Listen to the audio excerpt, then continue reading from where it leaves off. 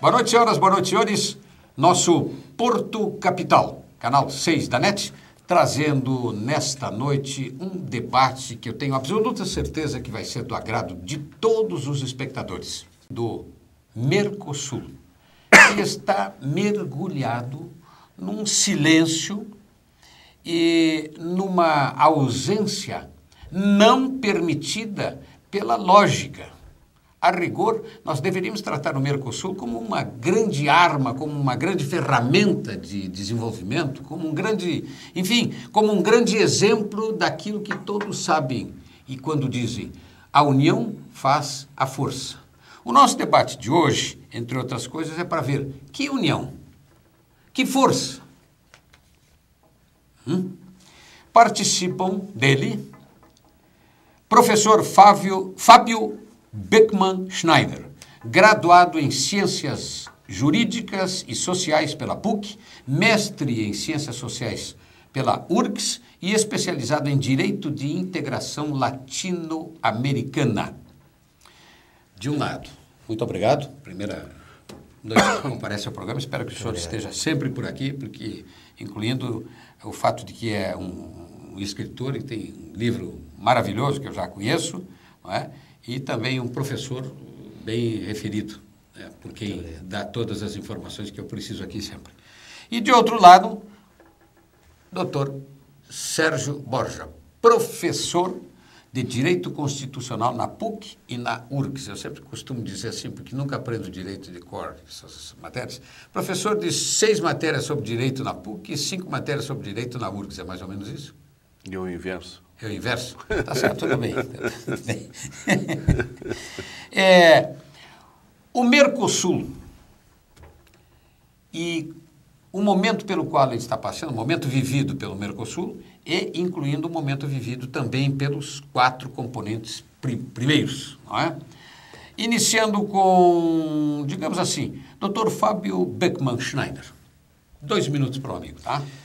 Lógico, todos nós sabemos que o Mercosul ele teve início lá em 85 com a iniciativa dos então presidentes Alfonsín e Sarney e nasceu para o direito internacional com o Tratado de Assunção em 91 e ao longo deste período, nós estamos falando aí de 91 a 2009, o tratado é de dezembro de 91, então estamos falando aí de quase 18 anos, houveram muitos avanços, principalmente no âmbito do direito aduaneiro, no âmbito do comércio exterior, mas, por outro lado, algumas áreas ainda são muito carentes de avanços, como, por exemplo, aspectos sociais, seja no âmbito do direito do trabalho, seja no âmbito do direito previdenciário,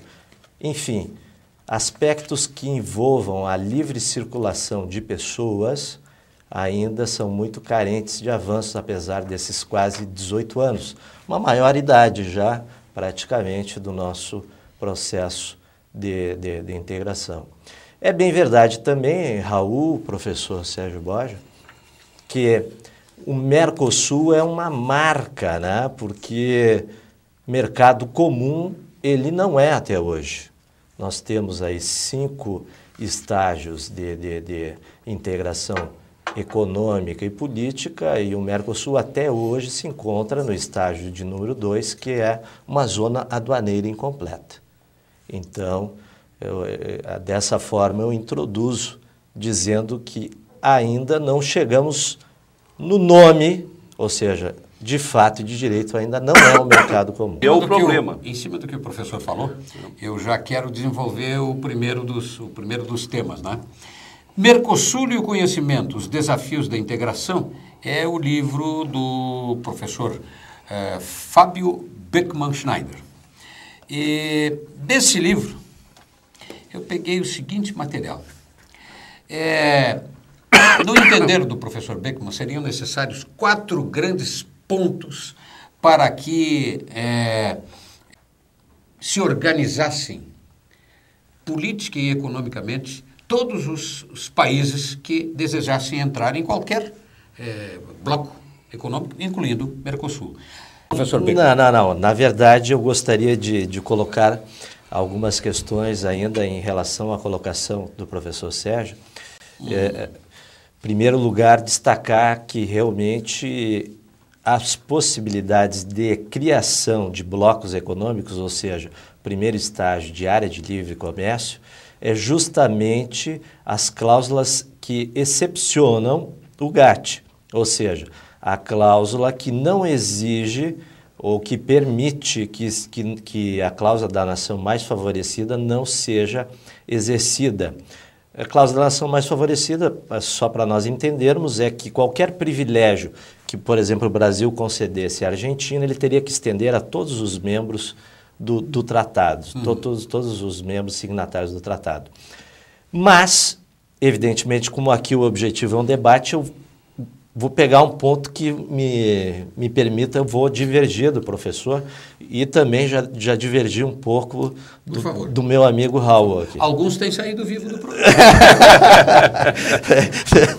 Pode ver. Quando eu digo alguns, também não exagero. O percentual certo. nunca superior a 10%. Tá certo. Mas, enfim, na verdade, o Mercosul, o Tratado de Assunção, ele tinha objetivos, e ainda tem, porque, afinal de contas, é ele que é a matriz desse processo de integração, muito grandiosos. Eu não concordaria com o estimado professor Sérgio Borja no que ele diz que a União Europeia, o continente europeu, estaria 50 anos à nossa frente, porque, na verdade, o processo de integração europeu ele foi baseado, evidentemente que é o nosso modelo, está muito mais desenvolvido que o nosso processo de integração, já está no estágio 4, querendo caminhar até para o estágio 5, só não está nesse estágio 5 porque alguns países não concordaram em que houvesse a Constituição Europeia, mas o processo de integração europeu, ele, como bem disse o professor, ele foi baseado para controlar inicialmente as duas matérias-primas principais da guerra. Qual eram? O aço e o carvão, ou seja, a energia e o aço. Tanto é que todos, ou a grande maioria dos bons doutrinadores concordam que o embrião da União Europeia é a Comunidade do Carvão e do Aço, que tem como sigla SECA. Então foi baseada na manutenção da paz, porque eles haviam saído justamente daquela guerra terrível que foi a Segunda Guerra Mundial. Já a integração aqui latino-americana, ela é baseada na manutenção da democracia. Então, se nós fizéssemos uma análise crua, e com isso eu quero justamente propiciar o debate e até mesmo o ataque, nós até estaríamos à frente deles, porque paz nós já temos. Nós estamos querendo preservar os valores democráticos, não é? Então, nós já partimos de um diferencial. Nós não estamos, em tese, com o processo de integração, lá desde 91, preocupados com a manutenção da paz na região, mas sim preocupados com a manutenção das democracias na região. Tanto é assim que, se nós analisarmos historicamente, houve uma tentativa de integração anterior no início da década de 70, oriunda das comissões que existiam na CEPAL, que por sua vez, também uma iniciativa da ONU. E essas iniciativas morreram, Raul. Morreram, professor Sérgio Borja. E só foram retomadas depois de 85.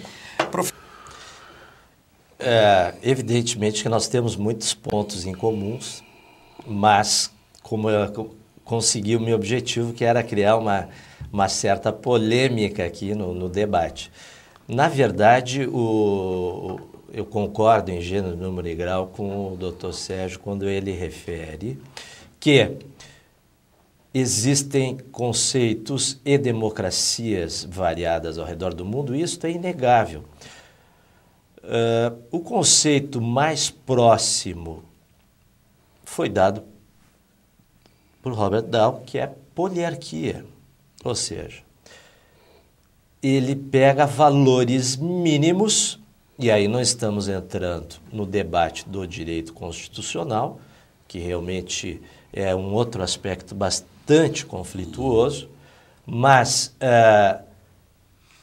em síntese, o conceito de democracia é a manutenção das instituições e a realização de eleições periódicas. Ou seja, esses seriam os conceitos mínimos para se caracterizar. Tanto é que o nosso ministro das Relações Exteriores, recentemente naquele programa, posso fazer propaganda de um outro programa aqui? Sem problema. Do programa Roda Viva, que está toda segunda-feira na TV Cultura. Recentemente nesse programa, o nosso ministro das Relações Exteriores, o nosso chanceler Celso Amorim, disse, quando perguntado de maneira direta, mas e a Venezuela é uma democracia?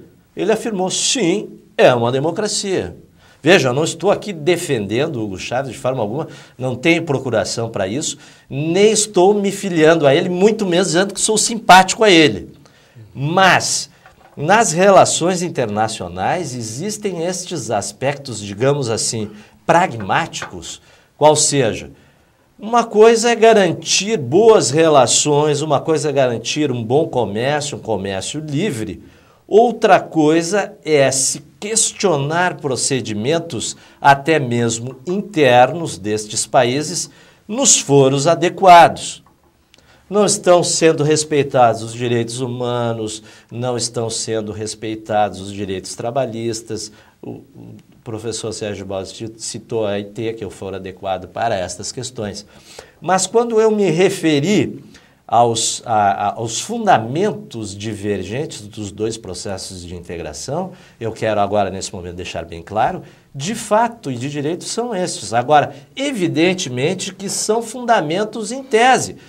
Se não fosse assim, não teria tido aquela guerra terrível que teve no continente europeu, Bósnia, enfim, nós todos sabemos aquela guerra que teve lá, em que pese aqueles países não fazerem parte naquele momento da União Europeia ou do mercado comum, mas ocorreu lá no continente europeu a guerra. Ou seja, eles não conseguiram aquele objetivo naquele momento, por exemplo.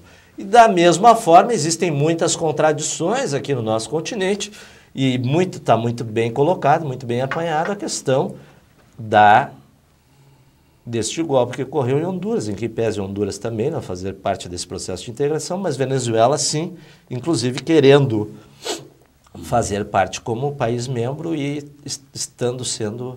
vem sendo barrado pelo Congresso brasileiro. Dentro dessa ótica, né, nós temos um superávit com a Venezuela, e isso é bom para o Brasil.